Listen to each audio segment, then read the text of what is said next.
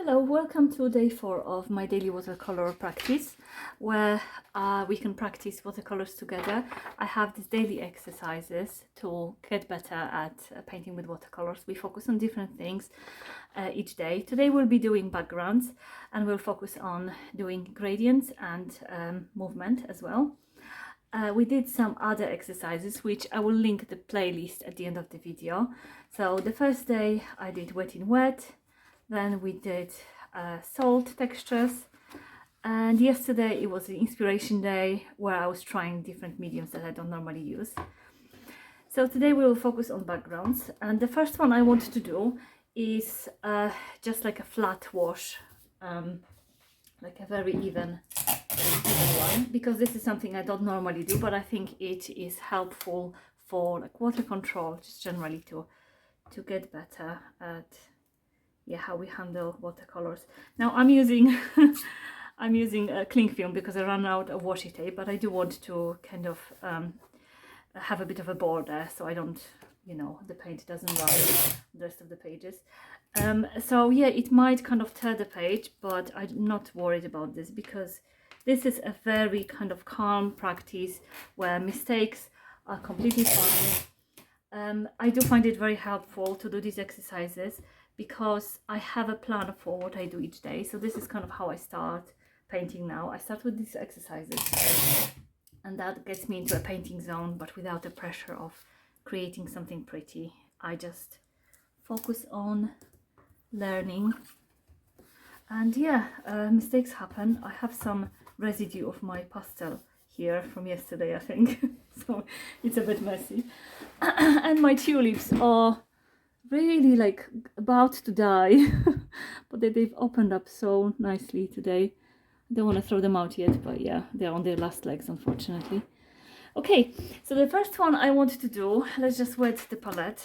I will just do like a flat blue wash, just to practice. I do like to start with something that is very low pressure. The only thing that can go wrong is that I actually won't be able to make it flat and even, but that's why I need to practice. And I do hope you're going to join me and you'll do it as well. It's only helpful if you actually do the painting. I want to encourage you to paint, not just to watch. I'm wondering whether I should use a very big brush or if it's going to make it too uncontrollable. I feel like maybe should I use a smaller one and just kind of try to drag it? I don't know. I'm torn between 8 and 10. 8 and 12. Do I have a 10? There we go, I have a 10. Maybe let's try with this one. Okay. Right. So I'm going to first mix a good amount of color. One problem with this is if I didn't have enough wash, then I have to mix new one and then it's hard to match the color sometimes. I do want it a little bit kind of less vibrant, yeah, like this. I just added some indigo to it. Okay, that should be enough. I'm not going to be tilting the paper. I already splattered, honestly, I'm so messy. Right, let's just try to do even wash. Very simple, just up and down. The paper is, I think it's a cold press, so has some tooth to it, which if we really want very flat wash, a hot press would be the best, but it's still pretty easy. I feel like cold press is kind of quite versatile. It's in between. Okay, so this one fairly simple. Try not to use too many. So it's not perfect. It's not absolutely flat, but I feel this is pretty good. Now, because I can't just leave it like that, I feel like I kind of want to do some clouds. Should I? Or should I just leave it like that? Okay, I'm going to leave it like that. I'm going to do clouds in the next one. So for the next one, I will have to wait for this one to dry. But for the next one, I want to mix some colors. So I'll do blue, pink, and then maybe yellow at the bottom. So maybe I'll do some swatches here to choose my colors while this is drying. Okay, I will use a smaller brush though, this time 8. Let's start with the yellow. It's between lemon yellow or cadmium yellow. I think I'm gonna go for the lemon yellow. Okay, lemon yellow. My lemon yellow is a little bit green because I always make it a little bit messy, because I keep kind of not rinsing my brushes very well, so my paints are a little bit messy, but it's fine. Okay, so I've got lemon yellow. I think I'm gonna go for permanent rose. It's one of my favorites. That's the next one, and I think they will work nicely. When I choose my paints, I also try to, oh, isn't this just so lovely? For example, you know, there are colors that kind of lean to cool, have like a cool bias and a warm bias. So I do have these like lines on my swatch to indicate which ones are which. So for example, I will try to choose the cool bias together, because I feel like it gives a little bit more of a harmony to the colors. Not harmony, but like they just work well. When I mix cool and warm, it's a little bit more muddy, I guess, but I do like very vibrant colors.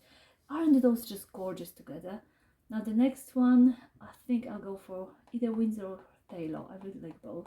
I'll go for Windsor today. Blue is my favorite color, so I do use a lot of blue. What's in my palette? There's some weird color in my palette. Something stuck. A piece of another color. It's fine. Right. I'm gonna have to mop this up. Oh, look at that. Aren't those just so gorgeous? Lovely, lovely colors. I think this is what I like about watercolors the most. It's just the vibrancy of the colors and how alive they feel because of the light bouncing from the page, and the transparency of them is just so lovely. Okay, I'll wait for all this to dry, and then we will do like a gradient, but for like with 3 colors. Okay, so now that this is dry, let's see if actually this will tear the page. Moment of truth. It's actually working pretty well. I'm so impressed. I really thought that it's gonna be way harder. It's just a clear tape, but wow. I am very tempted to kind of add something to it, because it's so basic, right? But sometimes basic is good. I generally find that doing this sort of exercises are just so helpful. I used to just try to paint pictures all the time, and I was really tense when I was painting, and now I'm just having fun and I love it, honestly. So much better. Okay, so let's do the next one again with the tape, maybe a little bit more. There we go. And then once we do this one, should I actually do clouds on this one? No, I think I'm gonna do clouds on the third one. My third one, after this, what I want to do is add some movement. This is my favorite thing to do with especially skies and stuff like that. I will actually just let it kind of drip, just kind of diagonally. I really like this effect. But let's not get too ahead of ourselves. Let's just do the lovely 3 colors. Okay, one more.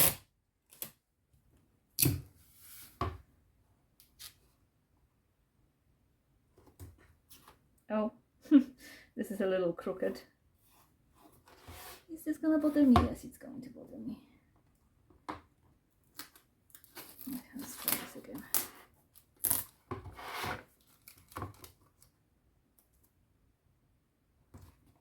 Problem is I can't really see the tape clearly, but okay, that will do.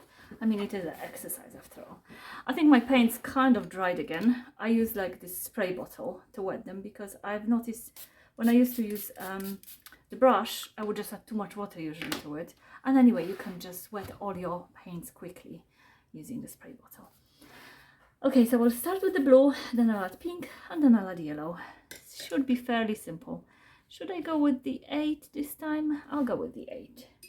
So we're going to do Windsor Blue. I mean, I'm going to mix it with this, whatever else I had on the palette, because it's fairly similar. Should I wet it first? No, I'm just going to use a flat wash, because another thing we could do is just wet the page and then add color, but this is kind of easier to control if we do it like this, as long as we do it fairly fast. So blue here. I don't really need to clean the brush, but oh well, I already did it. Now what I need to be mindful of is that the paint consistency for the next color is similar, not too watery. I'm going to start kind of here and then just go up so that the color is nice and clean here, and then I'll just go up to merge them together. It's already starting to dry. Yeah, that's not looking fantastic, but oh no, I think it's drying too fast. Right, let's just quickly go with the yellow. I should have mixed the color beforehand. That's the lesson. If I mix the puddles, I wouldn't be rushing now. Yeah, there is a harsh line because this already dried. Well, this didn't work very well, did it? It's definitely not blended well at all. So that's something I will need to practice. First of all, why didn't I pre-mix the colors? I normally do this, but I'm rambling on and I forgot. So, well, lesson learned. But I still really like the colors together. I think they're really nice. Let's just press this down. I'm going to prepare this now for my favorite exercise with movement. Again, something that I might struggle with. I think generally watercolors are hard to control ourselves, so practicing is important. You might think you know something, but like for me, sometimes something works, sometimes it doesn't. Even if you technically know how to do it, sometimes you just need to keep practicing. Okay.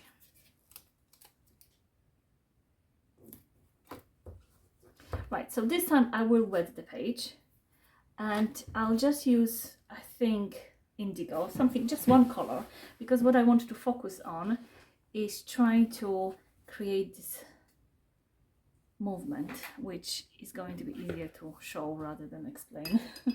So let's just get on with it. So literally just clear water. Now one thing that's important is that it doesn't puddle.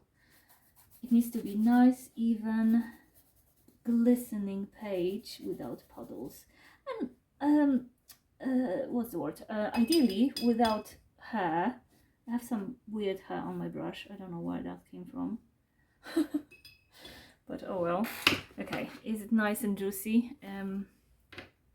Almost. There's a hair and there's a dry patch. Come on, where did you come from?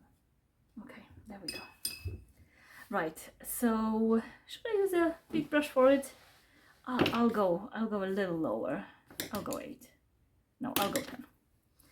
Okay, again, I didn't prepare the color, so already a bad start. Clearly, I live and don't learn. But hey, maybe actually add some purple to it. I do quite like, yeah, I think the purple is nice. Okay, right, so what I'm trying to do is create movement. I do want to like let it dribble, but I also kind of want it to kind of spread.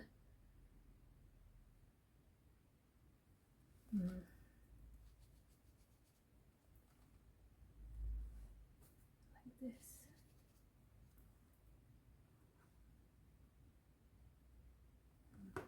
I'm just kind of trying to like make it look like a stormy sky. I don't know, should it be a little darker here maybe? I think I'm just going to now add thicker and darker in here. I was thinking of creating clouds as well, but that might become a bit too messy if I do.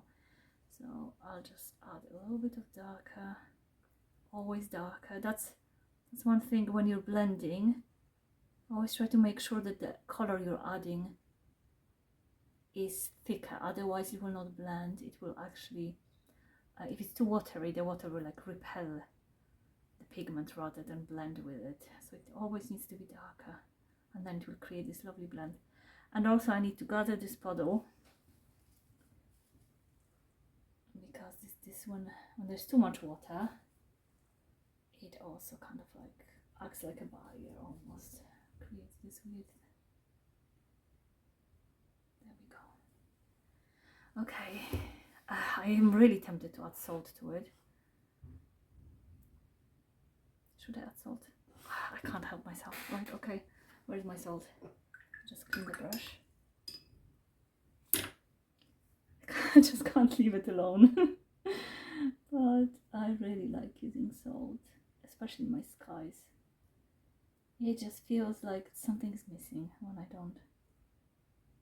Okay, so I'll let it dry, and then maybe next one I'm just going to do some clouds, just because I've been thinking about them for so long. And it feels like they just don't, yeah, I just need to do more clouds. Okay, so I'll let this dry and we will do some more clouds after that. It's dry, and look how lovely this looks. Let's just take the tape off.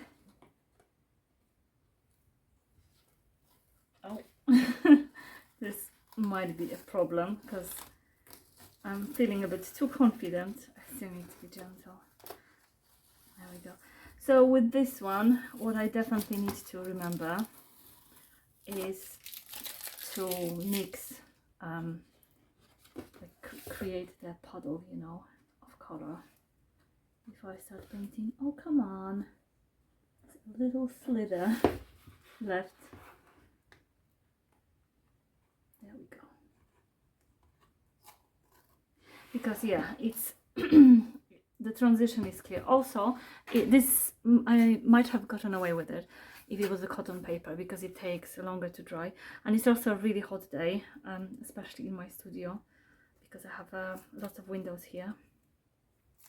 So it dried super fast, and that's why I couldn't really do a very nice blend. But this one, isn't this just lovely? That's why I can't help using salt, because it just has such a lovely, oh, it's a shame that this got a bit messed up, but look, it's just so lovely. Such a lovely texture, and can be used for so many things, but especially like when I do, oh, it's still a little wet, come on. I'm being too impatient. Yeah, we're gonna have to wait. Next we will do just like a blue wash, a little bit gradient in it, and my favorite thing, clouds. I need to apologize for the light because it's super sunny and the light kind of like it keeps changing, but I do need to film. I have like 45 minutes because I'm doing Easter egg hunt with my daughter. Well, I'm leaving in 45 minutes, and I want to do these daily exercises every day. I find them super helpful because it kind of, I don't really have to think about what I'm going to do. I just follow my routine, follow my schedule, and I also know that it's a practice, it's low pressure. So I hope you'll find it helpful too. And what I especially hope is helpful is seeing me make mistakes, because clearly I do a lot. And just so you know, I've painted for over a decade now, but yeah, I'm still not that good at it. Do I wet it first? I think I'm actually going to wet it first, especially because it's such a warm day. Now, I don't really care that the brush is a little dirty, because it's all going to be blue anyway. The paper is also warping a bit, so it might be a bit tricky. But what I want to do with this one, fairly simple, just a blue sky. I'm just going to go kind of up and down, maybe let it flow a little bit, and then I'll just add a little bit darker at the top. Maybe a little bit of a... Okay. Should I do add movement? I don't want to make it too like messy, I guess. I don't know. Okay, I'll leave it like that. And now we're going to lift some clouds. I really like doing this white fluffy clouds, and I do this by using a piece of tissue. Just going to have to weigh this down. I had this clip for my pages, but yes, I had it and I don't have it anymore. I'm literally using a toilet roll, not even a kitchen towel, because they're just kind of smaller and easier to scrunch and stuff. So I will start at the bottom, I guess, and just do a little bit of just a random. It doesn't have to be perfect, because then I will kind of shape them a little bit, but I'll do that once they dry. Let's just do maybe like 3 clouds. Now, I feel like often what I like to do is the ones closer kind of to the horizon are smaller, and these ones higher up will be a little bit bigger because they would be normally closer, right? Okay, I don't want to do too much. Normally I try to do 3, but I feel like I need to do another one here, or is that going to be too much? You know what? I'm going to add, I like to have an even number of things, so I'm just going to add one here, and then maybe like, oh, maybe one on somewhere here, because I don't want it to be too controlled either. So one just going to be like, maybe here. Okay, and now I'll have to let it dry, and then I'm going to just add some shadow at the bottom. There we go. Okay, time now for my favorite thing to do, which is adding shadow to the clouds. But first, let's just take the tape off. Once I add shadow, I feel like it makes such a difference. Why am I struggling to take the paint off? Tape. Probably because I'm rushing. I have half an hour left. Oh, come on. Yep, I'm afraid I'll have to be back. Okay, I didn't want to deprive you from experiencing this with me, because isn't it so nice? Removing the tape.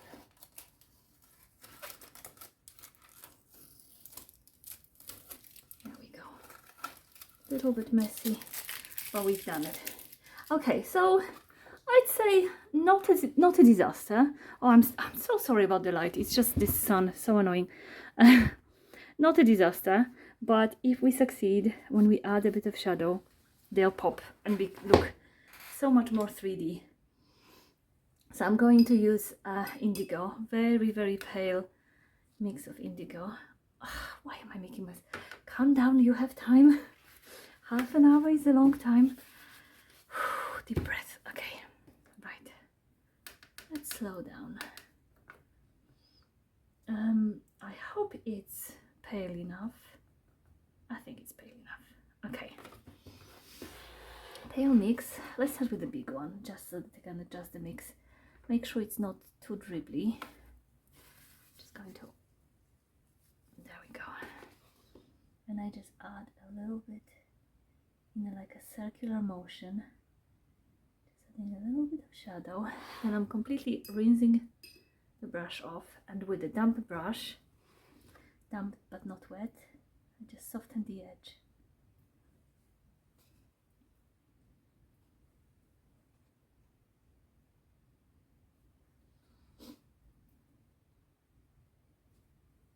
There we go. Okay, next one. Kind of like a circular motion here and there, and then make sure to soften it a little bit.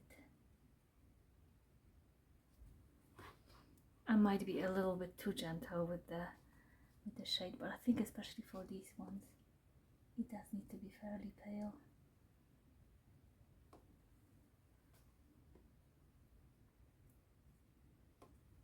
Am I being too gentle? Maybe. It's okay, I can always do another layer if I so choose. Just kind of try to make them a little bit more 3D. And there we go.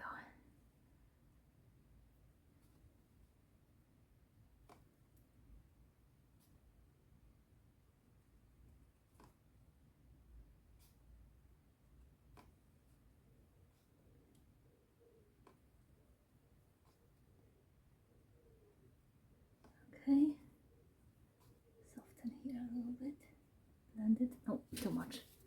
Just going to grab the tissue to fix it a bit, and I feel like this one needs a little bit more, and this one probably, this one is not. It's just a bit too uniform.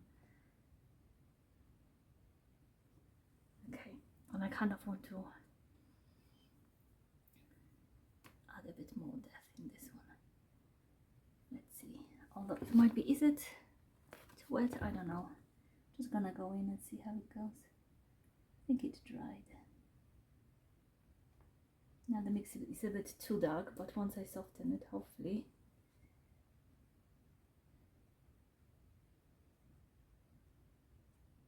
Something like this.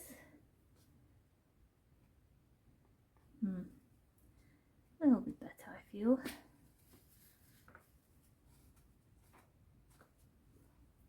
This one as well, a little bit of darkness, just in one place, maybe here, a bit of darkness.